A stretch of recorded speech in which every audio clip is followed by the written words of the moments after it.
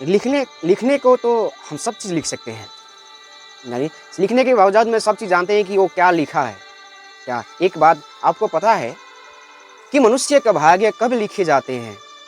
तो क्षण प्रति क्षण आप अपना स्वयं का भाग्य लिखते रहते हैं और बदलते रहते हैं। आपका विपरीत परिस्थितियों के बाद भी उचित कर्म आपके भाग्य दया के लिए अच्छे कर्म संचित करता है। हर अनुचित कार्य आपको गरीब, बीमार, अभागा बनाने के लिए बुरे कर्म संचित करता है। यही सनातन धर्म का मूल है कि ऑटोमेटिक कर्मों का आत्मा से जुड़ाव और उसमें भाग्य का निर्धारण किसी भी ईश्वर के दखल से रहित है। ईश्वर का नाम, उसका गुणगान जाप दो तरीके से आपका भाग्य बदलता है। पहला है आपको अनुचित पाप कर्मों से दूर रखता है और दूसरा भले कर्मों और विचारों की तरफ प्रेरित करता है।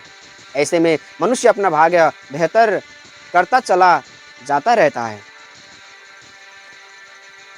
शिव भक्त ब्राह्मण महापंडित रावण का विनाश वो भी स्वयं शिवा अवतार हनुमान के सहयोग से ही श्री राम के हाथों अपने आप में सब कुछ स्पष्ट कर देता है। आप कितने ही भगवान को प्रसन्न करके वरदान प्राप्त कर लो, लेकिन कर्म गलत है तो फिर वही भगवान आपको नष्ट करने आ जाएंगे।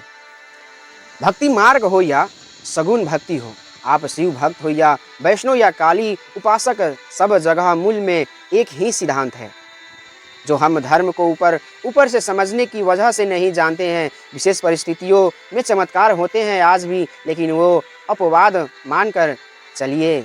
आपका विचार पूर्वक सत्कर्म और निष्काम पूजा पाठ है आपके बुरे भाग्य तक को बदलने की क्षमता रखता है।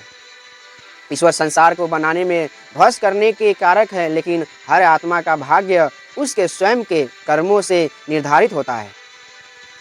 ईश्वर इसमें दखल नहीं देता है। श्री कृष्ण का महाभारत में स्वयं न उतरना अपने आप में एक बहुत बड़ा प्रतीकात्मक संदेश है। कर्म तुम्हें स्वयं करना होगा, भाग्य तुम्हें खुद बनाना होगा।